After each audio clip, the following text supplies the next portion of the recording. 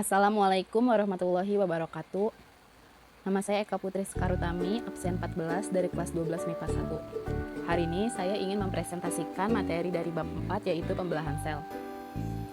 Sel adalah fungsional terkecil yang memungkinkan suatu makhluk hidup dapat melangsungkan hidupnya. Sel mampu bereproduksi untuk memperbanyak diri atau memperbanyak jumlahnya, atau bisa disebut sebagai pembelahan sel.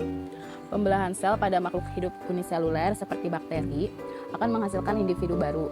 Pembelahan sel pada makhluk hidup multiseluler seperti manusia, hewan, dan tumbuhan akan menyebabkan terjadinya pertumbuhan dan perkembangan.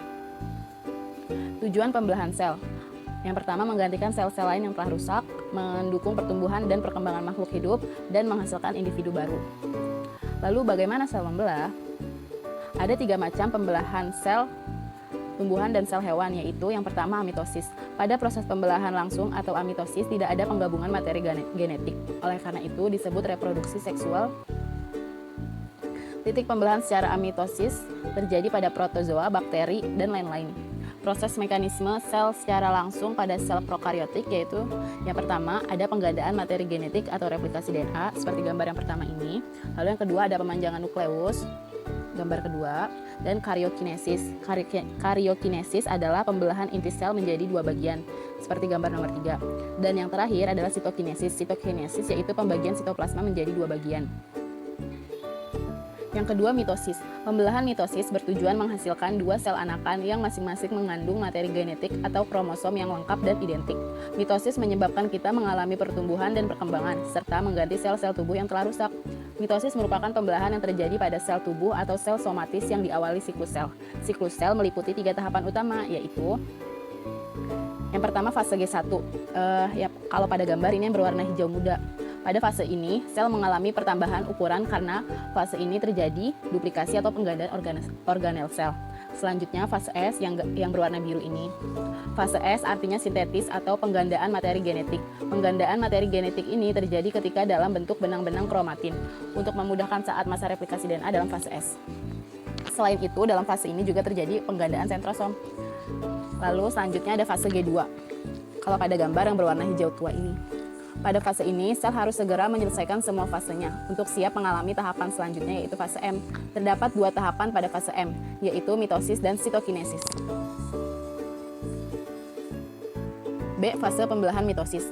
Yang pertama itu ada protofase. Pada tahap ini terjadi kondensasi kromatin, kemudian sentrosom bergerak menjauh satu sama lain, dan nukleolus menghilang. Yang kedua, metafase. Pada tahap ini, sentrosom terletak di masing-masing kutub sel yang berbeda. Kemudian kinetokor melekat pada benang spindel, dan kromosom berkumpul di lempeng metafase. Yang ketiga, anafase. Pada tahap ini terjadi pemisahan kromatid menjadi kromosom anakan, dan terjadi pemanjangan ukuran sel karena aktivitas mikrotubulus. Yang keempat, telofase.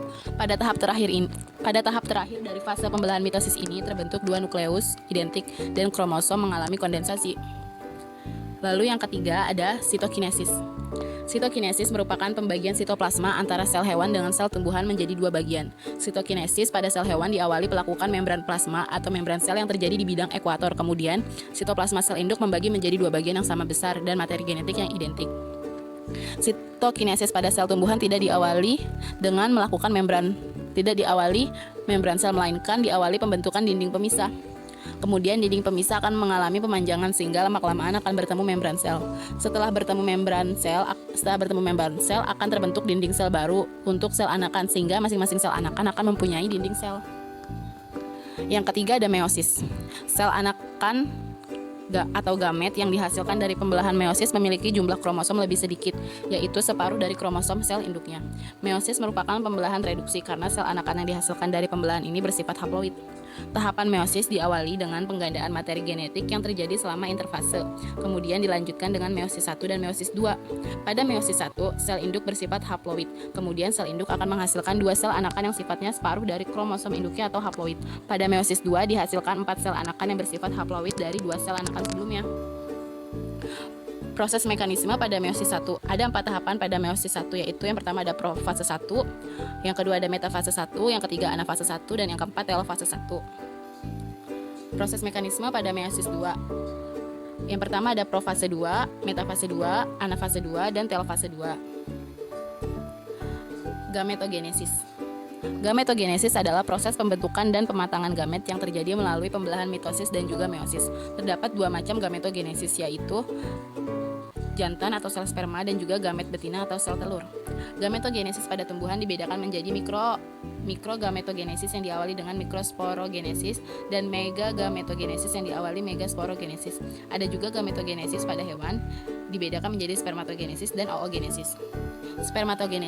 Spermatogenesis adalah proses pembentukan dan perkembangan sel sperma. Spermatogenesis diawali proses mitosis sel germinal primordial, kemudian akan membelah membentuk spermatogonium. Lalu spermatogonium akan membelah membentuk spermatosit primer. Spermatosit primer akan mengalami meiosis 1, kemudian menghasilkan spermatosit sekunder. Kemudian spermatosit sekunder akan mengalami meiosis 2, menghasilkan spermatid. Kemudian spermatid akan mengalami diferensiasi membentuk sel sperma.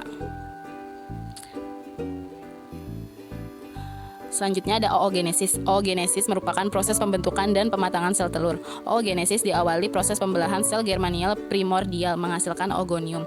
Oogonium akan membelah secara mitosis membentuk oosit primer. Oosit primer akan mengalami pembelahan meiosis menghasilkan oosit sekunder dan juga badan polar 1.